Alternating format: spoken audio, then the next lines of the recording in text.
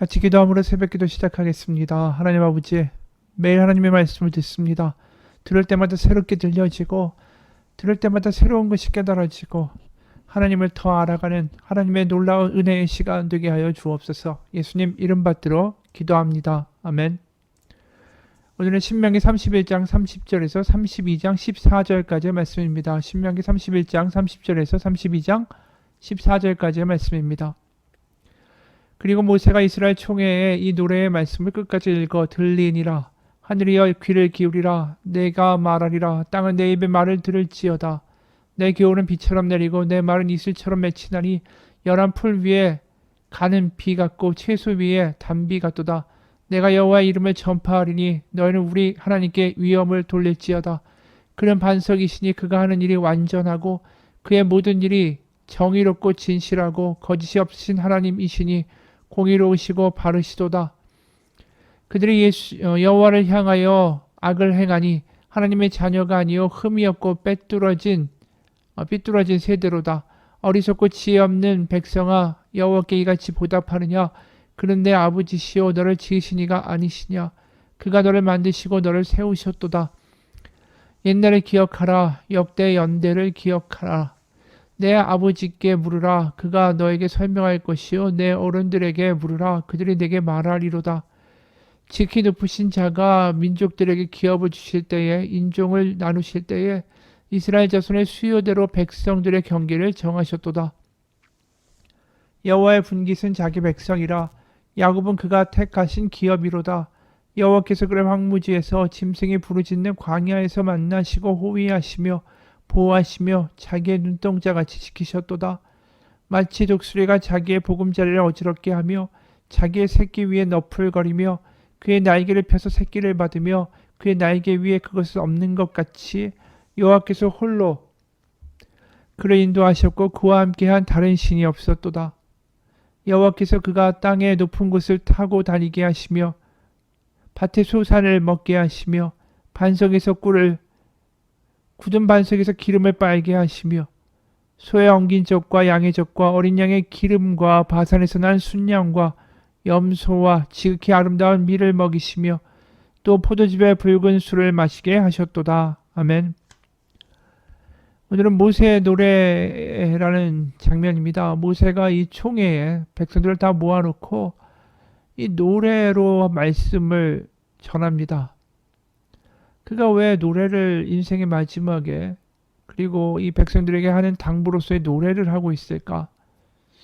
이유는 분명하죠. 노래로까지 불러서 그 분명한 하나님의 말씀과 당부가 이들의 마음 가운데 어떻게든 남아있게 하고자 하는 그런 의도가 있기 때문이죠. 그래서 모세의 노래에는 우리가 읽었던 신명기 율법의 내용들이 잘 요약되어 있습니다. 그리고 앞으로의 미래에 하나님이 하실 일까지도 그곳에 분명하게 담겨 있는 거죠.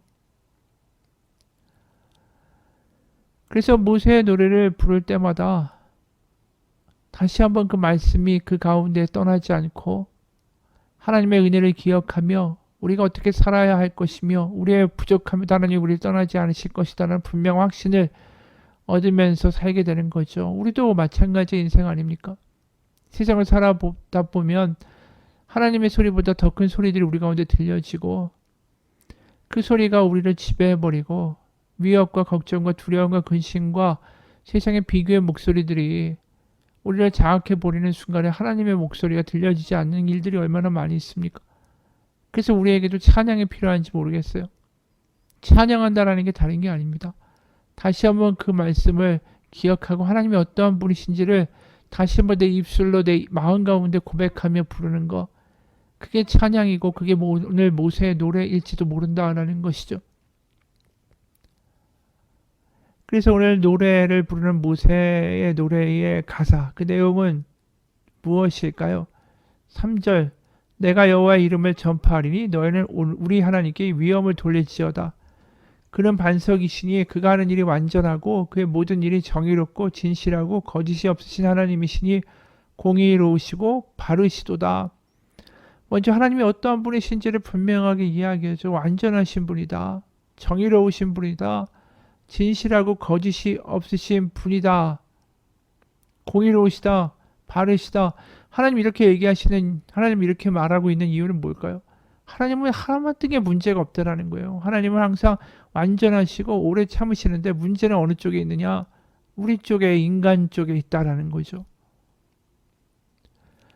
하나님이 아니라 항상 이 연약한 인간 쪽, 바로 자신들에게서 있었다. 5절, 그들이 여호와를 향하여 악을 행하니 하나님의 자녀가 아니요 흠이 있고 삐뚤어진 세대로다. 어리석고 지혜 없는 백성아, 여호와께 이같이 보답하느냐? 그는 내 아버지시요 너를 지으시니가 아니시냐? 그가 너를 만드시고 너를 세우셨도다. 여기 분명하게 말하죠. 하나님의 문제가 아니라 바로 너희들이 하나님의 자녀가 아닌 것처럼 굴고 흠이 있고 삐뚤어져서 살았기 때문에 문제가 항상 생긴다라는 거죠. 그런데도 여기서 뭐라고 말하죠? 그는 내 아버지시요 너를 지으시니가 아니시냐? 그가 너를 만드시고 너를 세우셨다. 그러니까 완벽하고 온전하고 공의로운 분이 말도 안 되는 대상을 취하셔서 자녀로 삼으셨다라는 충격적인 이야기를 이 시작부터 하고 있는 거예요. 완벽하고 능력 있는 사람이라면 그 능력 있고 충심이 있고 의로운 어떠한 사람이나 민족을 택해서 자신의 백성으로 삼는 것이 보통 일반적인 경우죠. 근데 어리석고 지혜 없는 백성, 흠없고 삐뚤어진 세대를 자식으로 삼았다. 그게 하나님이시다. 그렇게 되는 순간에 신명기에 나와 있는 모든 율법은 뭐가 되냐 하면, 네가 이 능력이 없지만 너희가 이것을 지켜야 돼. 못 지키면 영원히 저주할 거야 라는 어떤 주인과 종의 관계가 아니라 못난 자식을 두고 호소하는 아버지의 말씀이 돼버리는 거죠. 그게 율법이라는 거예요. 그래서 그 다음에는 하나님이 이스라엘을 얼마나 아끼고 사랑하셨는가, 그 못난 이들을 데려다가 그 이야기를 다시 합니다. 세 번역으로 9절부터 14절까지 보겠습니다. 그러나 주님의 몫은 그의 백성이니 야곱은 그가 차지하신 유산이다. 하나님의 백성이 됐다라는 거죠. 야곱의 후손들이. 주님께서 광야에서 야곱을 찾으셨고 짐승의 울음소리만 들려오는 황야에서 그를 만나 감싸주고 보호하고 당신의 눈동자처럼 지켜주셨다. 마치 독수리가 그 보금자리를 뒤흔들고 새끼들 위에서 퍼덕이며 날개를 펴서 새끼들을 받아 그의 날개 위에 업어 나르듯이 주님께서만 홀로 그 백성을 인도하셨다. 다른 신은 옆에 있지도 않았다. 주님께서 그 백성에게 고원지대를 차지하게 하시며 밭에서 나온 열매를 먹게 하시며 바위에서 흘러내리는 꿀을 먹게 하시며 단단한 바위에서 흘러내리는 기름을 먹게 하셨다. 소적과 양적과 어린 양의 기름과 바산의 순양과 염소고기와 잘 익은 밀과 붉은 빛깔 포도주를 마시게 하셨다. 그러니까 하나님이 수많은 민족들이 있는데 굳이 야곱이라는 이 못난 이를 택하셔서 그들을 보호하시고 인도하시고 먹이시고 기르셨다. 이 부모의 마음이었다라는 거죠. 그런데도 우리가 알듯이 이스라엘, 이 야곱의 족속은 하나님의 마음을 전혀 알지 못하죠. 그 마음을 조금이나마 이해하게 될 때까지 40년의 광야의 시간이 필요했고, 그리고 이미 우리가 본 것처럼 이들이 가나안에서 다시 쫓겨나죠. 하나님의 말씀이 들려지지 않고 하나님의 아버지라는 사실이 전혀 이들에게 어떠한 영향력도 미치지 못할 때에 그들이 다시 들려지기 위하여 바벨론으로 포로로 끌려가고 70년의 세월이 흘러서야 그들은 다시 하나님의 말씀이 들려지는 사람들이 됐고, 하나님이 우리 아버지시구나. 바로 나를 위해서 우리를 선한 길로 인도하기 위하여 하나님이 그렇게 우리에게 호소하시는구나. 이 뭔가 사람과 사랑이 이어져서 하나님의 마음과 이 사람들의 마음이 이어져서 뭔가 들려지는 일들이 생기게 된 거죠. 그러면서 우리가 이렇게 개판이었고 엉망이었는데도 불구하고 하나님이 우리를 기다리시고 회복시키기 원하시고 여전히 우리를 떠나지 아니하시고 우리에게 자비를 베푸시고 우리에게 인내를 가지고 계시는구나. 그거죠. 오늘 우리가 이 모세의 노래의 첫 대목을 보면서도 그런 생각이 드는 거예요. 참 부족한 이들을 하나님이 택하셨다. 뭐가 좋다고 그 야곱에게 이렇게 딱 꽂히셔서 말도 안 되고 삐뚤어진 새에다가 이 귀도 막혀 있고 목도 뻣뻣하고 스스로 하나님의 자녀가 아니라라고 생각하며 살고 어리석고 지혜 없는데 왜 그들을 굳이 택하셔서 끝까지 이렇게 수고하시는가? 그게 이 모세의 노래의 초반이라는 게 굉장히 놀랍고 은혜로운 대목이죠. 바로 이스라엘 야곱의 족속이 바로 우리의 모습이기 때문입니다. 우리가 그러죠. 은혜 받았다고 하지만 좀 지나면 귀가 막혀서 하나님의 말씀보다는 세상의 유혹과 세상이 잘 되는 이야기와 비교의 이야기들과 두려움의 말들과 협박과 이런 이야기들이 하나님의 말씀보다 훨씬 더 크게 들리고 어느 순간 교회 예배에 앉아 있어도 은혜 받았다고 하지만 그냥 예배를 앉아서 시간만 때우고 떠나가며 설교에서 선포되는 하나님의 말씀이 마음 가운데 하나도 들려지지 않는 그러한 모습들이 우리 가운데 똑같이 있기 때문이죠. 자녀라고 하는데 이스라엘이 우리고 우리가 이스라엘이다라는 거죠. 그런 이스라엘을 포기하지 않고 끝까지 붙들고 계시는 하나님이 바로 우리 하나님이시다. 이게 복음이고 이게 은혜라는 것이죠. 그러면서 하나님은 지금도 내 귀에 하나님의 말씀이 들려지기를 원하세요. 하나님의 말씀이 우리 마음 가운데 들려지기를 지금도 열심히 수고하고 계시다라는 거죠. 그게 복음이에요. 아브라함이 하나님의 말씀이 안 들렸죠. 하지만 너는 아들을 낳을 거야. 내가 너로 큰 민족을 이룰 거야. 안 들리죠. 그러니까 계속 자신의 청직인 엘리에셀을 세우겠다. 뭐 이스마엘을 낳기도 하고 아이를 낳는다 그러면 그 아내 사라는 코웃음을 치고 이런 일들이 벌어지는 거죠. 안 들리니까. 하지만 그들이 안 들린다고 해서 하나님이 아브라함을 버리셨습니까? 아니죠. 계속해서 설득하고 계속해서 말씀하시고 이끌어 가신 게 창세기 이야기죠. 어느 목사님의 간증이에요. 어느 날 여행을 하던 중에 마음에 하나님의 주시는 말씀을 무시한 적이 있다고 해요. 비행기를 타고 가는데 옆 사람에게 복음을 전해라 라는 마음을 주시는데 이 순종하지 않은 거예요. 핑계를 댄 거예요. 하나님 잘 모르시는데요. 비행기에서 복음을 전하면 얼마나 싫어하는지 몰라요. 저도 피곤하고요. 그러다 어느 날 공항에서 연착하는 비행기를 기다리는데 어떤 영국 신사가 눈에 보이고 그날따라 그에게 가보라라는 하나님의 강권이 너무 강하게 밀려오는 거예요. 그래서 결국 말을 걸었어요. 마치 요나가 니느웨에 가서 꼭 말 전해야 되느냐 안 하겠다. 그래도 하나님이 떠미시는 것처럼 간 거예요. 그래서 죄송하지만 하나님께서 당신에게 말씀하라고 하십니다. 그 말을 하자마자 영국 신사가 갑자기 울음을 터뜨리더라는 거예요. 이 사람이 40년 동안 꾸려오던 사업이 망해서 죽음을 생각하던 차에 어릴 적에 믿던 하나님이 떠오르다는 겁니다.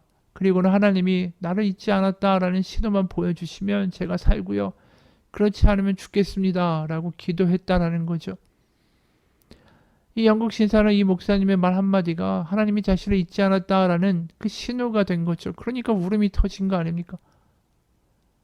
하나님이 영국 신사를 포기하지 않으신 거예요. 일생 동안 그렇게 말해도 안 들리지만 결국 모든 것이 망해서 정말 하나님의 음성 듣고 싶다라고 그 목마름으로 나아가니까 그제서야 하나님의 음성이 너무나도 이 목사님을 통해서 강력하게 들린 거죠. 이제 내 말이 들리니? 이제 내 말이 들리니? 이게 하나님의 은혜죠. 아무리 실족하고 상한 갈대와 같고 문제가 많고 이스라엘처럼 삐뚤어진 백성이 되었다 할지라도 하나님은 내 말이 들리니 지금도 우리를 향하여 외치고 계신 하나님이시다라는 것입니다. 그래서 하나님이 우리에게도 우리 예배 가운데도 원하시는 건 뭐예요? 하나님의 말씀이 들려지는 거죠. 생각해 보세요. 사랑하는 관계에서 가장 중요한 게 뭘까요? 물건을 일반적으로 선물해주고 뭘 주고 뭐 해주고 이게 아니라 상대방의 이야기에 귀 기울여 주는 게 사랑하는 본질적인 관계 아닙니까? 그래서 그 사람의 이야기가 내 마음에 와닿고 내 마음에 기억되고 그러면서 상대방을 헤아려 주는 거 그게 사랑이라고 말할 수 있는 거 아니겠어요? 그러면서 이심전심이 되는 거죠. 그게 성령의 역사죠. 하나님의 마음을 우리 가운데 알게 하시고 성령을 통하여 또 하나님의 마음이 우리 마음에 또 우리 마음이 하나님의 마음 가운데 이 서로 간에 들려지고 있다라는 것을 알게 하시는 하나님의 영이 성령이다라는 것입니다. 그게 사랑이죠. 그러니까 우리가 예배에 와서 예물을 드리고 뭐 어떤 행위를 하고 봉사를 하는 게 아니라 우리의 마음이 하나님께 열려서 하나님의 말씀이 들려지는 거 하나님이 가장 기뻐하시는 예배가 아닐까 싶어요. 그래서 미가서 6장 6절에 미가서 6장 6절부터 8절까지 보면 이런 말씀이 나와요. 너무나도 유명한 말씀이죠. 내가 무엇을 가지고 여호와 앞에 나아가며 높으신 하나님께 경배할까? 내가 번제물을 1년 된 송아지를 가지고 그 앞에 나아갈까? 여호와께서 천천의 순양이나 만만의 강물 같은 기름을 기뻐하실까? 내 허물을 위하여 내 맏아들을 내 영혼의 죄로 말미암아 내 몸에 열매를 드릴까? 그러니까 지금 이 이야기가 뭐예요? 하나님 앞에 비싼 재물을 헌금을 나의 행위와 봉사를 가지고 나아갈까? 그게 하나님 원하시는 거 아닐까? 그랬는데 미가서 6장 8절 사람아 주께서 선한 것이 무엇임을 너에게 보이셨나니 여호와께서 너에게 구하시는 것은 오직 정의를 행하며 인자를 사랑하며 겸손하게 내 하나님과 함께 행하는 것이 아니냐. 여기 하나님과 함께 행하는 것 아니냐. 행한다라는 말은 히브리어로 할라크라는 단어예요. 걷는다라는 뜻이에요. 그러니까 하나님과 함께 동행하는 거죠. 그래서 하나님의 말씀이 들려지고 또 난 하나님께 말씀드리고 그러면서 그분과의 사랑과 대화의 관계 안에 우리가 하루하루를 살아가는 거. 나 예배 드렸어요. 헌금 드렸어요. 나 봉사했으니까요. 이제는 나 할 거 다 했고 이제는 내 마음대로 그냥 내가 원하는 대로 살래요. 그게 아니라 하나님의 말씀이 우리 삶 가운데 들려지고 또 우리가 하나님께 기도하는 것들이 하나님이 들으셨다라는 감동이 우리 가운데 있는 삶. 성령 가운데 서로 하나님과 우리 사이에 교제가 있는 삶. 그래서 서로 들려지는 삶, 또 들리는 삶. 그 삶을 하나님이 원하신다라는 거죠. 생각해 보세요. 예배 드렸다, 나 제물 드렸다, 헌금했다, 뭐 했다. 그 다음에는 아유 하나님 사랑은 됐고요. 내가 바친 거 있고 한 거 있으니까 하나님 그거의 대가로 내가 원하는 거 주세요. 이렇게만 말하는 게 얼마나 하나님의 마음을 아프게 할 수 있을까요? 우리가 자식을 키우면서 모든 걸 다 했어요. 내 마음을 좀 알아줄 거라고 생각했는데 자식은 받아먹는 것만 받아먹고 됐으니까요. 아유 나 재산 받았고 원하는 거 다 받았으니까 이제 아유 나 좀 귀찮게 하지 말고요. 내가 원하는 거나 주면 되지 무슨 사랑이고 뭐 아유 귀찮아요. 이렇게 말하는 자식이 얼마나 답답해요. 속상해요. 그게 하나님이 우리한테 느끼시는 똑같은 거예요. 하나님은 계속해서 우리 가운데 다가오고자 하십니다. 내 말이 들리니 내 말이 들려지니 점점 우리 가운데 가까이 오시죠. 그게 예수 그리스도의 십자가고 오죽 안 들리면 이 땅에 그 아들까지 보내셔서 우리 귀에 대고 말씀하시겠어요. 근데 그게 더 지나서 어떤 일이 벌어지죠? 고린도전서 3장 16절 너희는 너희가 하나님의 성전인 것과 하나님의 성령이 너희 안에 계시는 것을 알지 못하느냐. 이제 예수님을 통해서 육신을 통해서 우리 귀에다가 말씀하셨으면 이제는 아예 우리 안에 들어오셔서 우리 안에 머무셔서 우리 안에서 말씀하시겠대요. 생각해 보세요. 근데 우리의 오늘 모세의 노래의 시작이 뭐예요? 완전하시고 정의로우시고 거룩하시고 이 공의로우신 하나님이 뭐가 아쉽다고 우리 쓰레기장과 같은 우리 마음에 오셔서 머무시겠다고까지 하실까요? 아니 우리가 어디 근사한 데 가면 좋은 데 머물고 싶지 쓰레기장 같은 데 살고 싶겠어요? 하나님이 왜 나같이 더러운 마음에 와서 굳이 살겠다고까지 하시겠어요? 이게 하나님의 은혜고요. 이게 하나님의 말씀이 우리 가운데 들려지기 원하시는 하나님의 열심이다라는 거예요. 우리가 계시도도 마찬가지잖아요. 주님은 계속해서 우리의 마음의 문을 두들기고 계시죠. 너희가 문만 열면 내가 들어가 너희와 먹고 마시리라. 이게 하나님의 약속이에요. 오늘 모세는 그 이야기를 하고 있는 겁니다. 오늘 우리에게도 그 모세의 노래가 와닿았으면 좋겠어요. 하나님이 원하시는 게 뭔지, 하나님의 말씀이 언제나 돼야 우리 가운데 들릴까요? 우리가 망해야? 우리가 아파야? 우리가 힘들어야? 우리가 외로워져야? 그렇게 되기 전에 하나님의 음성이 들려지는 복된 삶을 살아가기를 주님의 이름으로 축원합니다. 하나님 아버지, 하나님과 동행하는 삶, 하나님의 우리 안에 내가 또 하나님 안에 있는 요한복음에서 말하는 그 은혜의 삶이 우리 가운데 있기 원합니다. 성령님 우리 가운데 살아계셔서 하나님의 음성이 들려지게 하시고 하나님의 살아계심에 감동케 하시고 또 우리가 하는 기도가 하나님의 귀에 들려지고 응답되었다라는 것을 우리 마음 가운데 감동으로 성령으로 알게 하시는, 그래서 하나님과 더불어 사는 놀라운 축복의 삶을 살아갈 수 있는 오늘 하루가 되게 하여 주옵소서. 살아계신 우리 주 예수 그리스도의 이름 받들어 기도합니다. 아멘.